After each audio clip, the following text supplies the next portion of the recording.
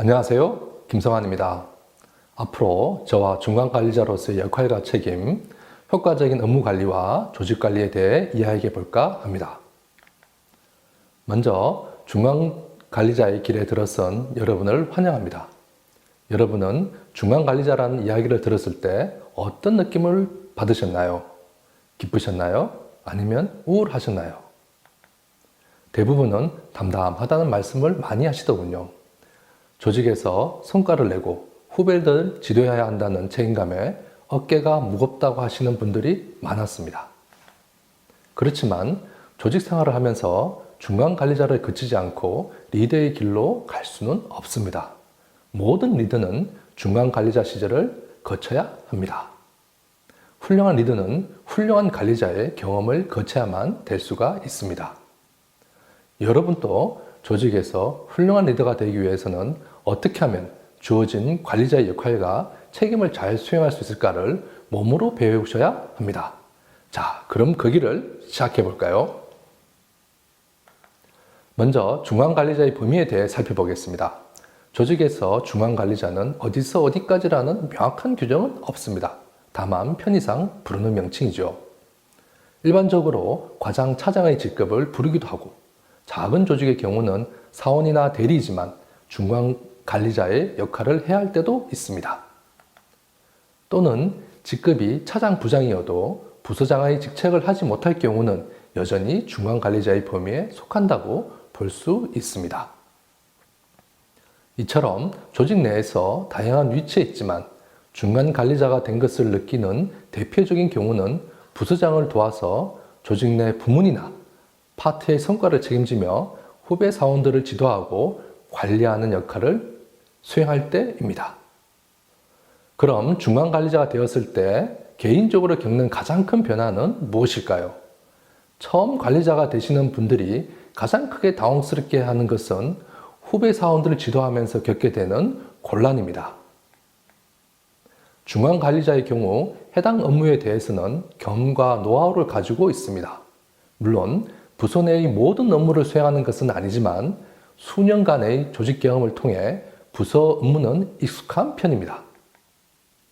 또한 업무를 잘 수행했기 때문에 관리자의 반열에 올랐을 수 있었습니다. 하지만 다른 사람에게 업무를 지시하고 보고를 받고 성과를 내는 것은 다른 차원입니다.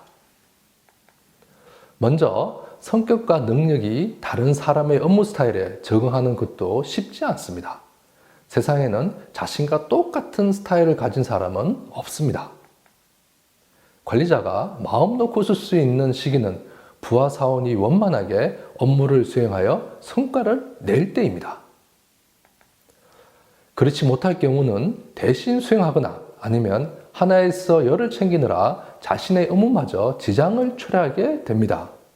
결국 관리자의 운명은 후배 사원들의 지도와 성과 창출에 달린 것입니다. 다음으로 중간 관리자를 힘들게 하는 것은 상사와의 관계입니다. 기존에 함께 해왔던 분이면 다를 수 있지만 다른 부서에서 왔거나 자신과 관계가 좋지 않은 팀의 상사를 부서장으로 모시게 될 때 조직 생활은 만만치 않게 됩니다. 보고할 때마다 거부를 당하고 야단을 맞는다면 그 다음부터는 보고 그 자체가 힘들어지게 됩니다. 또한 후배들 앞에서 모욕을 당하면 참기 어려운 순간이 올 수도 있습니다. 그렇지만 어떠한 상황에도 관리자는 인내하며 침착해야 합니다. 그렇지 않으면 조직 생활에 큰 오점을 남길 수 있기 때문입니다. 또한 관리자가 되면서 힘든 점은 부하 사원의 인원수만큼 일이 많아진다는 것입니다. 부서나 프로젝트 관리자로 역할을 할 때 자신에게 새롭게 주어지는 과업뿐만 아니라 후배 사원들의 업무를 챙겨야 하기 때문에 일이 늘어날 수밖에 없습니다.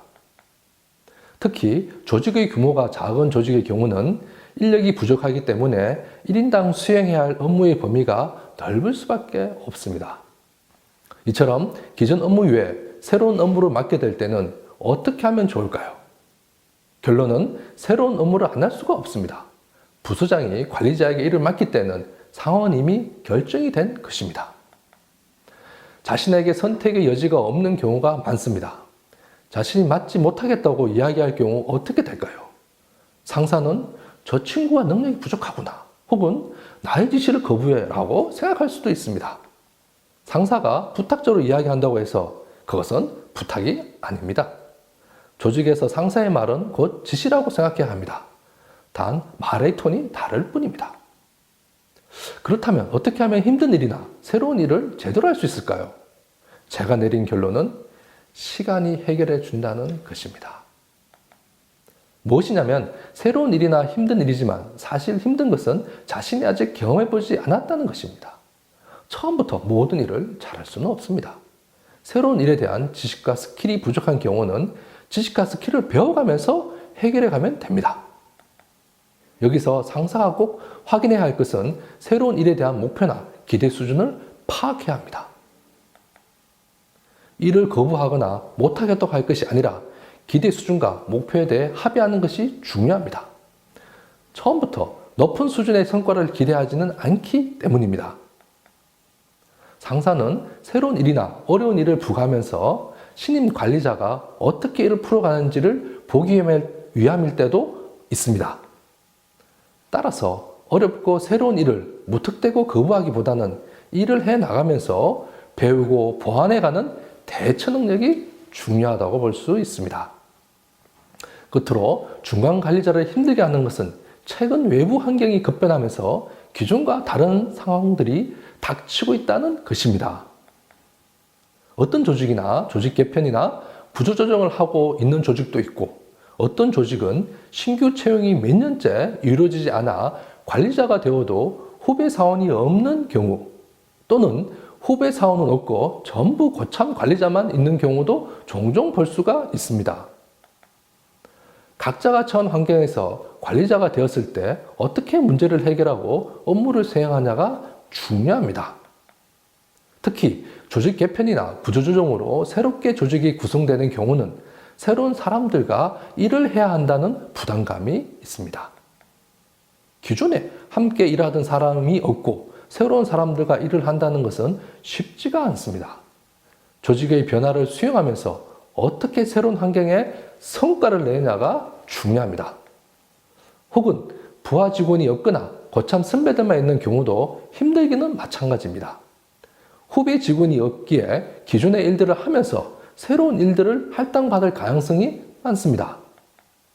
또는 선배 관리자들이 하기 싫어하는 허들의 일을 계속 맡을 수도 있습니다.